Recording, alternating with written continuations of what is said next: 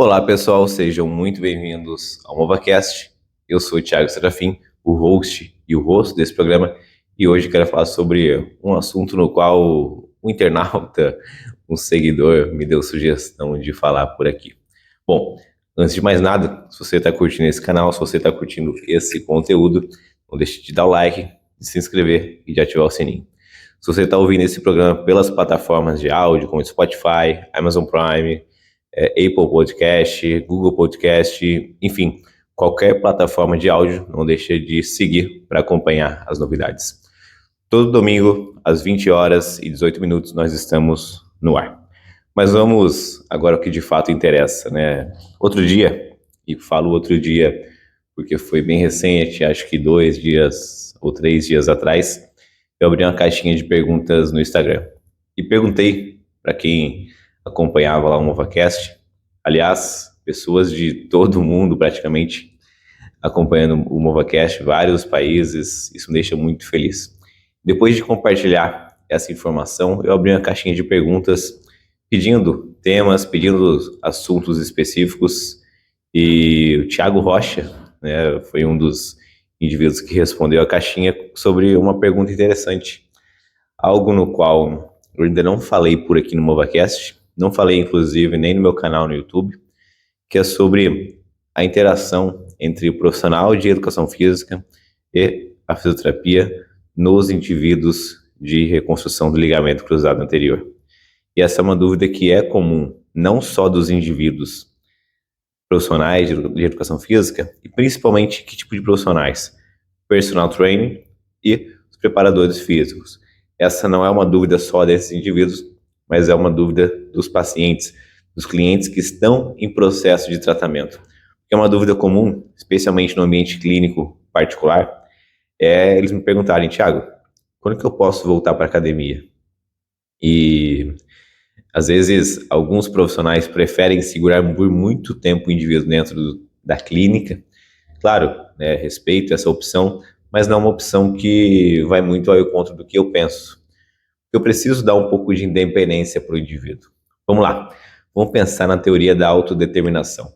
Algo no qual, inclusive, eu já falei em algum episódio passado aqui, que tem influência total sobre a motivação do indivíduo em tratar o ligamento cruzado anterior.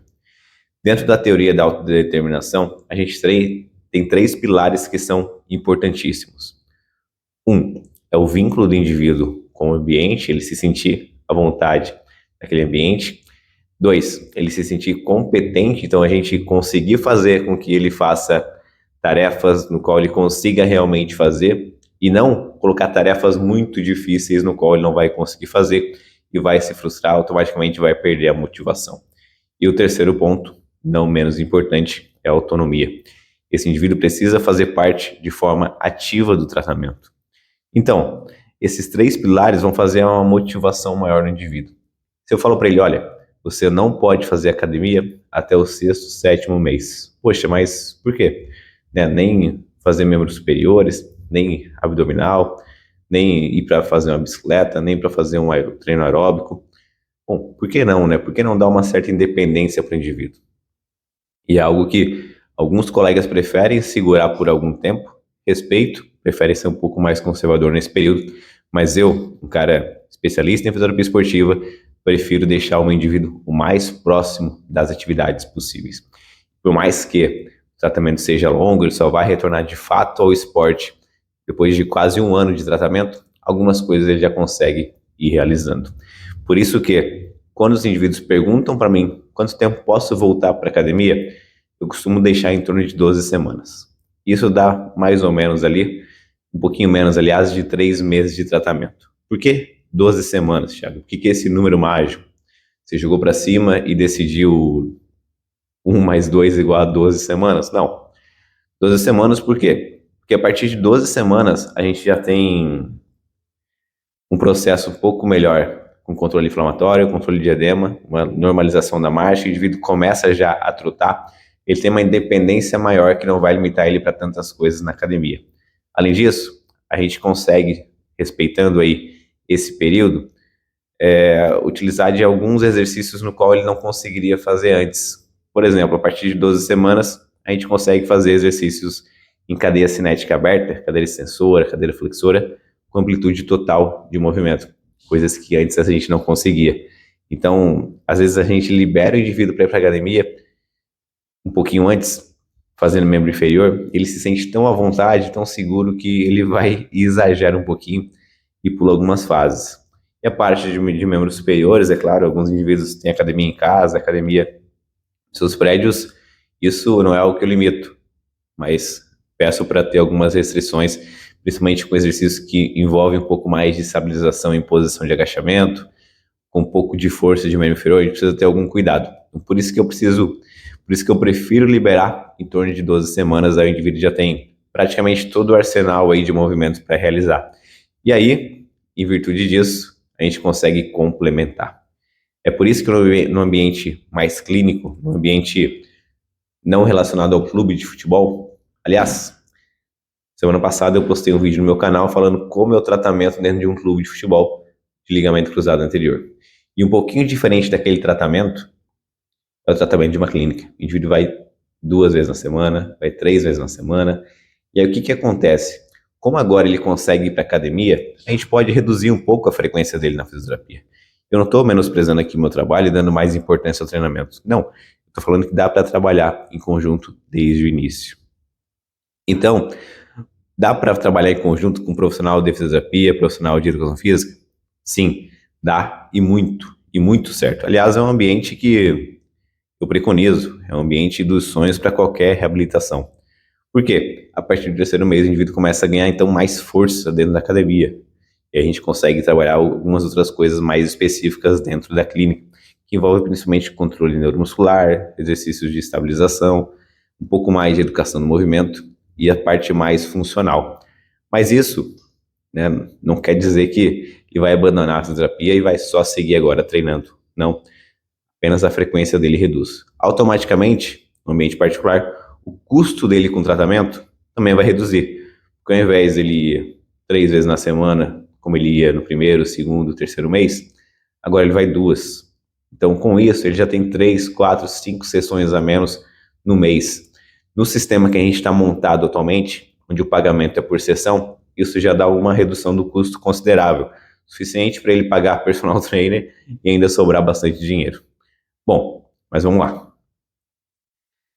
E aí, o que dá para fazer a partir desse período? O indivíduo dentro da academia, com personal, trabalho intensificado de membros superiores, trabalho muito focado em reequilíbrio da força, especialmente quando o membro operado, obviamente, a gente precisa trabalhar com um volume muito maior para a gente reequilibrar a força. O período equivalente entre o 3º e o 6º mês é um período onde a gente tenta visar, onde a gente busca ao máximo equilibrar a força entre as pernas. Por isso, é muito importante esse tipo de exercício. Além, é claro, de complementar com exercícios de core, exercícios de estabilização, aí vai depender muito da frequência dele também, dentro da academia. E também dentro dos trabalhos de condicionamento. Então, mesmo que o indivíduo não tenha um personal trainer, eu prescrevo exercícios para ele, treinos que envolvem corrida para ele ganhar condicionamento, treinos que envolvem membro inferior, porque ele precisa ter essa independência. Então, mesmo que ele não tenha um profissional de educação física ao seu lado o tempo todo, ele consegue também trabalhar dentro daquilo que a gente prescreve. Aliás, eu costumo trabalhar dessa forma. O indivíduo geralmente faz academia antes, ele pergunta para retornar, eu falo, olha, a partir do 3º mês você vai voltar. Aí você vai fazer esse exercício tais dias. E a gente prescreve. Assim como eu já fiz em algumas formas de tratamento online, onde eu prescrevo exercício para o indivíduo, principalmente para ele visar complemento de força, complemento de estabilidade. E aí, eu estou falando do ambiente particular. Algo que é muito comum, a partir do 6º mês, pensando nos tratamentos dentro de clubes esportivos, especialmente os clubes de futebol, o preparador físico entra com força total nesse momento. E aí, a gente costuma ver muito menos agora o indivíduo, porque esse processo de transição, que envolve o 6º até o 9º mês, é um processo que vai ser muito predominante do profissional de educação física, do preparador físico. Então, às vezes, a gente vê o cliente, o paciente, num volume menor do que o preparador físico vê. Porque agora ele vai se recondicionar para o esporte de forma específica. ele vai fazer um retorno ao esporte de maneira gradual, principalmente visando o condicionamento, visando a força. É claro que algumas coisas específicas a gente segue trabalhando dentro do ambiente de fisioterapia.